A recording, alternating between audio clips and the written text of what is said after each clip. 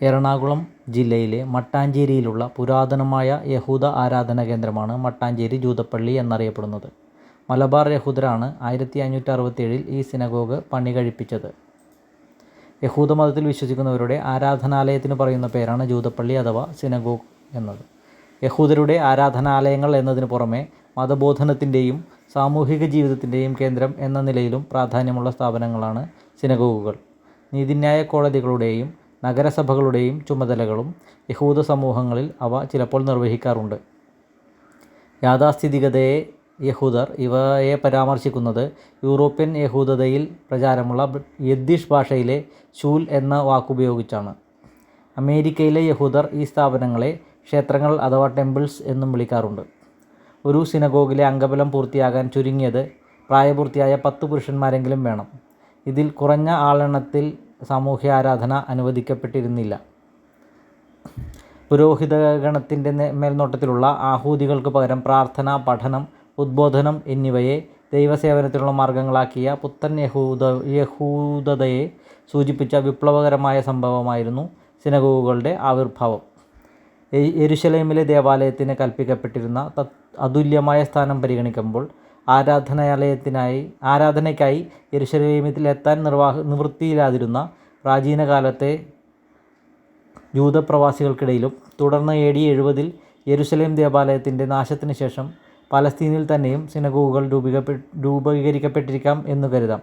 എന്നാൽ യെരുശലേം ദേവാലയത്തിൻ്റെ നാശത്തിന് മുൻപ് തന്നെ പലസ്തീനിൽ സിനഗോഗുകൾ നിലവിൽ വന്നിരുന്നു എന്നത് ഈ അനുമാനത്തെ ദുർബലമാക്കുന്നു. യഹൂദതയുടെ കേന്ദ്രസ്ഥാപനമായി സിനഗോഗുകൾ അംഗീകരിക്കപ്പെട്ടപ്പോഴേക്കും അവ മോശയെക്കാളും പൗരാണികതയുള്ളതായി സങ്കല്പിക്കപ്പെട്ടിരുന്നെന്നും യഹൂദ ചരിത്രത്തിലെ ഒരു യുഗത്തെയും അവ ഒഴിവാക്കി സങ്കല്പിക്കുക സാധ്യമല്ലെന്നും യഹൂദ വിജ്ഞാനകോശം പറയുന്നു.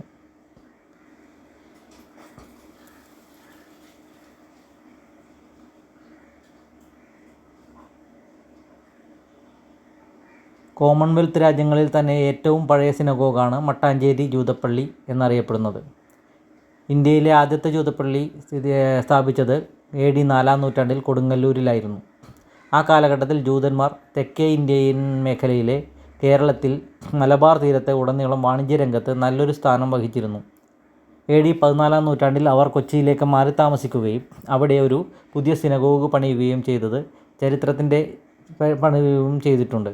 ചരിത്രത്തിൻ്റെ ശേഷിപ്പായ ഈ പള്ളിക്ക് പുറത്ത് ഒരു വലിയ ഘടികാരം ഇപ്പോഴുമുണ്ട്. കൈകൊണ്ട് വരച്ച വെവ്വേറെ ചിത്രങ്ങളോടുകൂടിയ ചൈനയിൽ നിർമ്മിച്ച 256 പോഴ്സലൈൻ തറയോടുകൾ ഈ ദേവാലയത്തിൻ്റെ നിലത്ത് പാകിയിരിക്കുന്നു.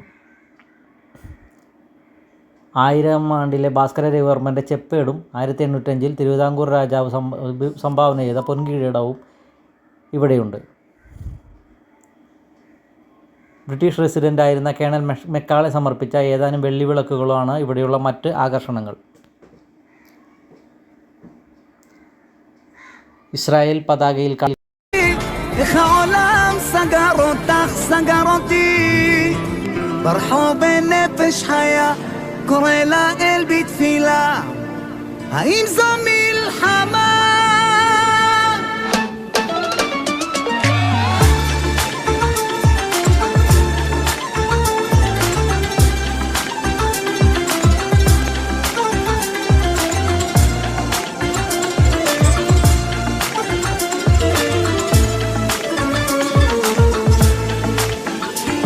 נראתה לאחרונה שיוצאת לי מהחדר, היא השאירה מתנה על המראה ליד הדלת, היא כתבה 3 מילים, אני לא חוזרת.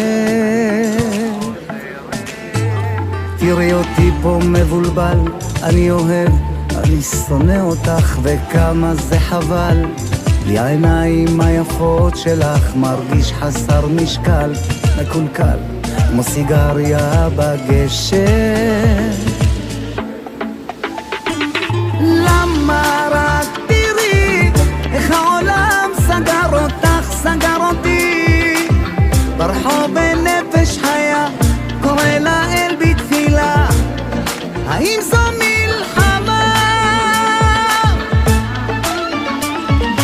למה רק תראי איך העולם סגר אותך, סגר אותי, ברחוב בנפש חיה קורא לאל בתפילה,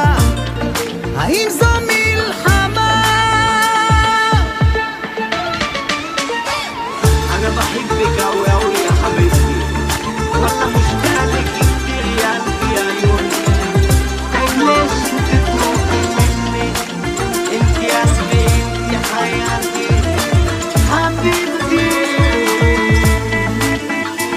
והימים כבר לא ימים שישרף הגעגוע מה עושים עם הבשמים איך זה קשה בסוף שבוע